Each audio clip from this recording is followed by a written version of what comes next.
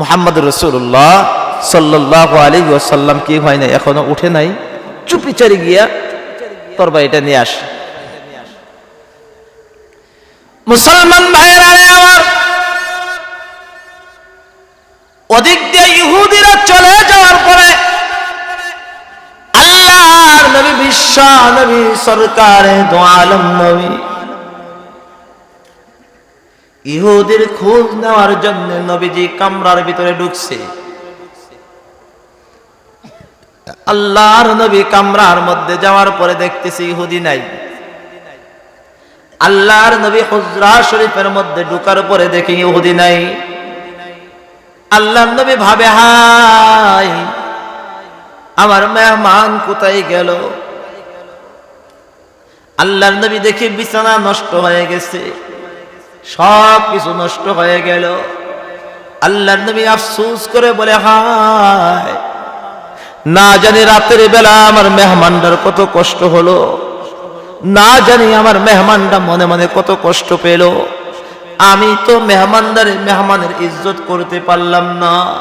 আল্লাহর নবী আফসোস করতেছে, আল্লাহর নবী আফসোস করতেছে আর বলে, হায় না জানি আমার কারণে আমার মেহমানের কত কষ্ট হয়ে গেল। এই কথা বলে আল্লাহর নবী, বিশ্ব নবী, সরকারে দো আলম নবী ওই মেহমানের ময়লাগুলা নিজ হাতে পরিষ্কার করা শুরু করে দিছে।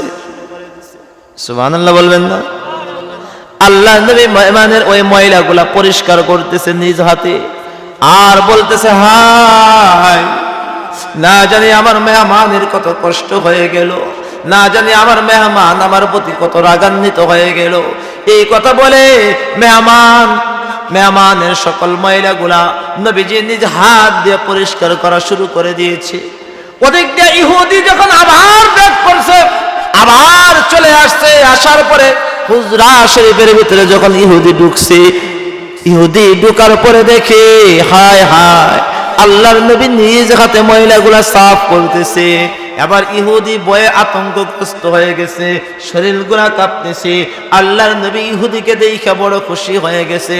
আল্লাহর নবী ডাক দিয়া কয়, এই ইহুদি, ও ইহুদি ভাই, তুমি কোথায় ছিলা, কোথায় গিয়েছিলা? আজকে রাতে বুঝি তোমার জন্য বড় কষ্ট হয়ে গেছিল, তোমাকে আমি কষ্ট দিয়েছি। ও ইহুদি, তুমি আমাকে মাফ করে দাও। ও ইহুদি ভাই, তুমি আমাকে মাফ করে দাও। কিতাবের মধ্যে লেখে এই ইহুদি আল্লাহর নবীর এই ব্যবহারটা দেখা, এই আখলাকটা দেখা আল্লাহর নবীকে ডাক দিয়া কয়, ওগো মুহাম্মদ, আমি বুঝে ফেলেছি আপনি সত্য নবী, আপনি সত্য নবী। আপনার মতন মানুষ আর এই পৃথিবীতে হতে পারে না। ও নবী, হাতটা বাড়ান না, আমি আপনার হাতে হাত রেখে কালিমা পড়ে মুসলমান হয়ে গেলাম। সুবহানাল্লাহ বলেন। নবীজি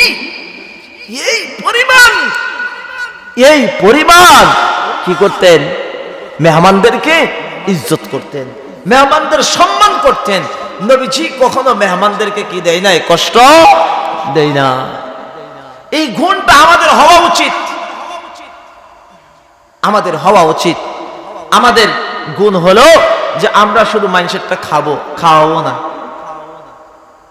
কথা কম না কেন? আমরা শুধু খাবো, আরেকজনেরটা কি করবো না? খাওয়াবো না। আমাদের এটা না, মানুষকে বেশি বেশি করে মেহমানদারি করেন। মেহমান যদি আসে তাহলে আপনি কি করেন? খুশি হন, রাগান্বিত হয়েন না, খুশি হন, মেহমানের প্রতি আপনি রাজি থাকেন। তাহলে এই যে 5টা